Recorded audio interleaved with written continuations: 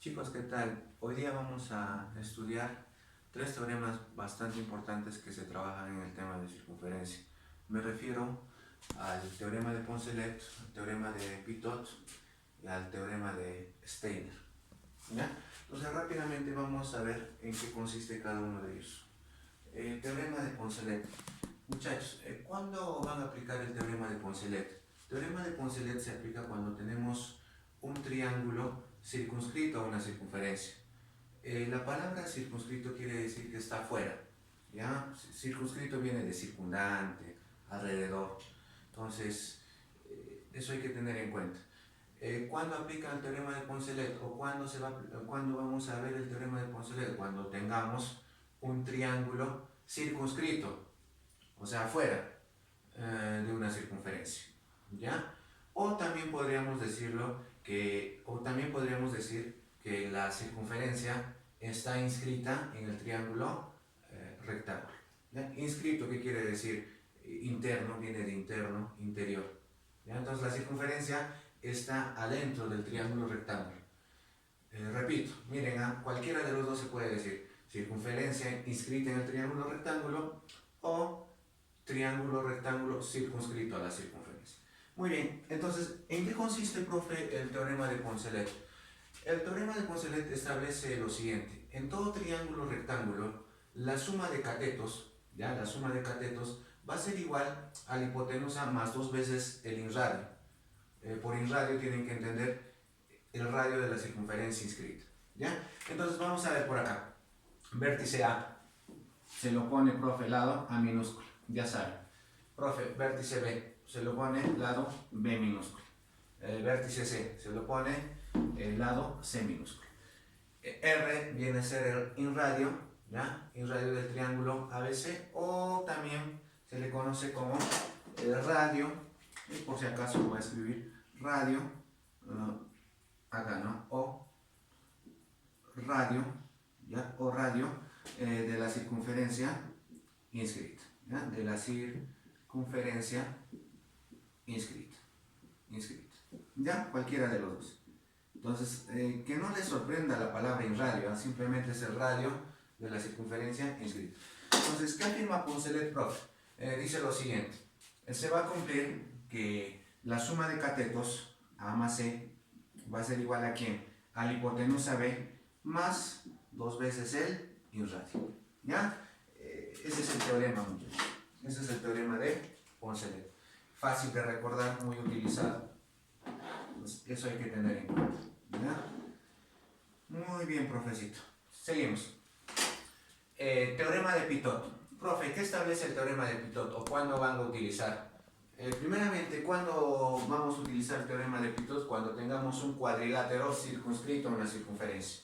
O sea, el cuadrilátero debe estar afuera de la circunferencia, ¿ya?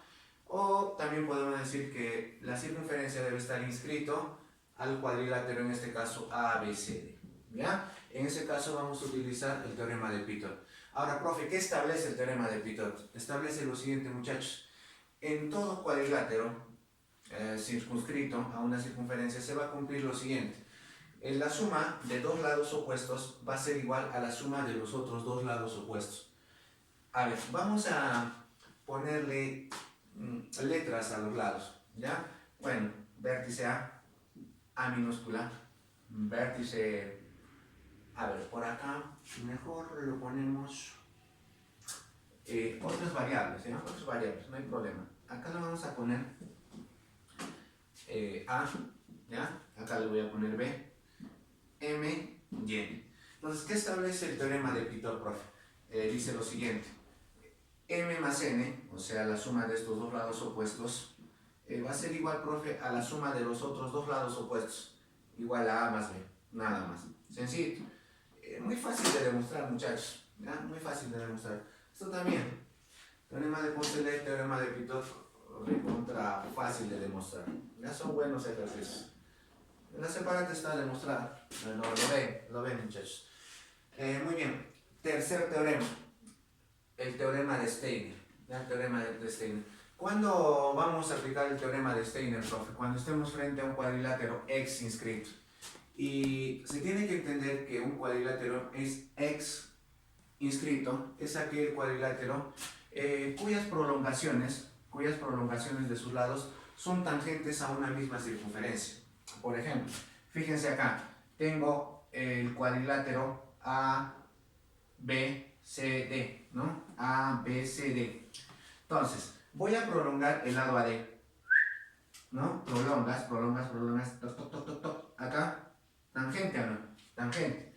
Listo. Prolongamos ahora el lado AB, tangente, ¿ya? Tangente a la circunferencia. Profe, ahora se prolonga el lado BC, tangente, ¿ya? Y ahora vamos a prolongar por último el lado DC, tangente. Entonces, se dan cuenta que todas las prolongaciones de todos los lados son tangentes a una misma circunferencia.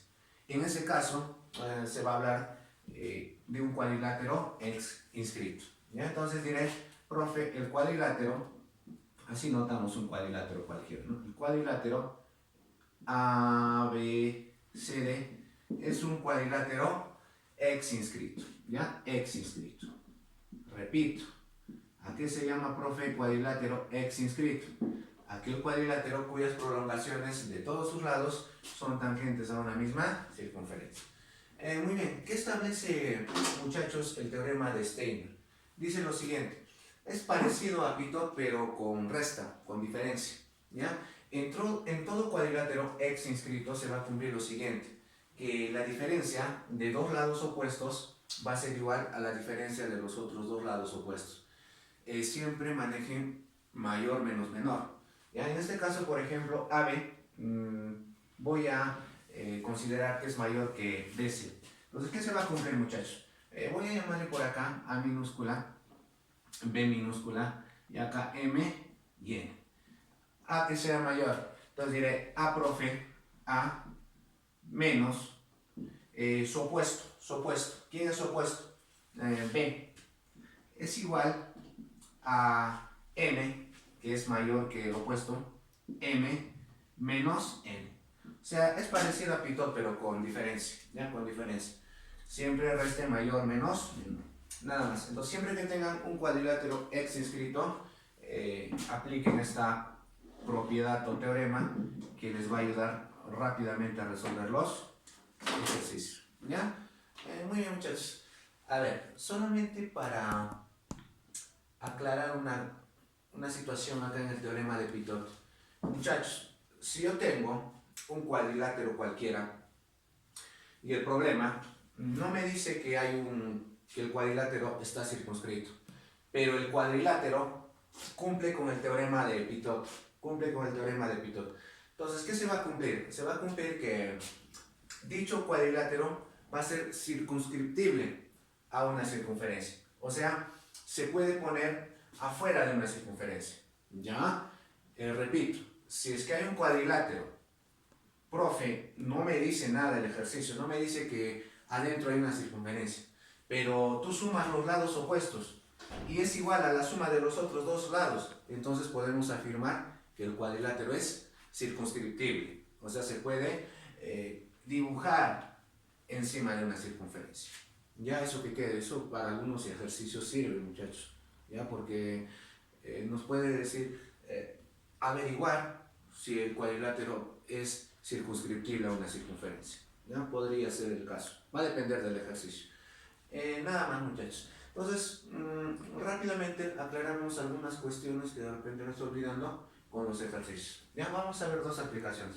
Primera aplicación, dice lo siguiente. En un triángulo ABCD, recto en B, la medida del ángulo BAC vale 37 y BC vale 12.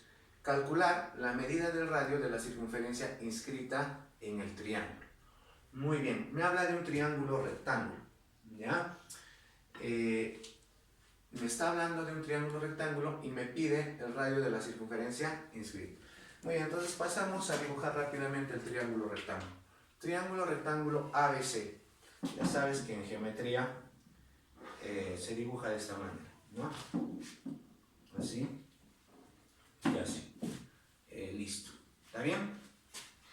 Profe, A, B, C.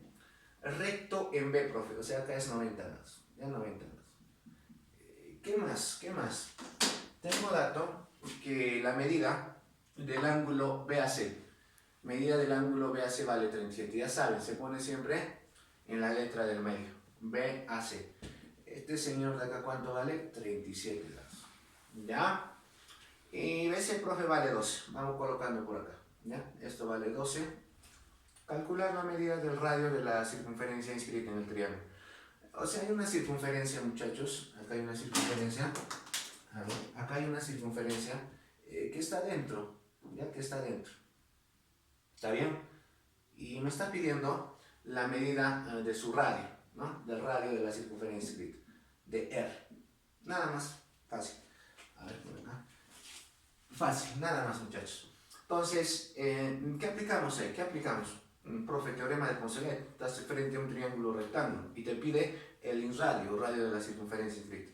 Ahora, para Poncelet necesitamos los catetos y la hipotenusa. Pero este ángulo de 37 es notable, ¿no? Nos va a ayudar. Entonces, rápidamente, profe, 37, 12, por acá, ¿cuánto es? 53. Triángulo notable de 37 y 53. Profe, al frente de 37 se lo pone como 3K, recordar. Profe, esto le iguala a 3K. Ya simplificas, ¿K cuánto sale? 4. ¿Sí? K vale 4. Profe, al frente de 53, 4K. Mira, por 4, esto te tiene que dar ¿cuánto? 16. ¿Ya? Al frente de 90, 5K, o sea, 5 por 4. Esto debe ser 20. Listo, muchachos. Ahora, ¿qué me aplican? Poncelet. ¿Ya? Poncelet. A ver, por acá, Poncelet. Ponceletazo, profe. Poncelet. ¿Qué establece Poncelet? Dice que la suma de estos dos catetos, ¿ya? 16 más 12 es igual a la hipotenusa más 2 veces el radio de la circunferencia inscrita, o in radio también se llama. Entonces, elemental, muchachos, solamente hay que hacer los despejes. El día 28, el 20 pasa a restar 8, es igual a 12. De ahí, obviamente, obvio microbio, ¿no? R vale 4. Y eso es lo que me están pidiendo. Entonces, la clave de mi respuesta es la C de ceviche. ¿Ya? Sencillo, aplicación bastante sencilla sobre esta parte. Bien, vamos a ir por una segunda aplicación.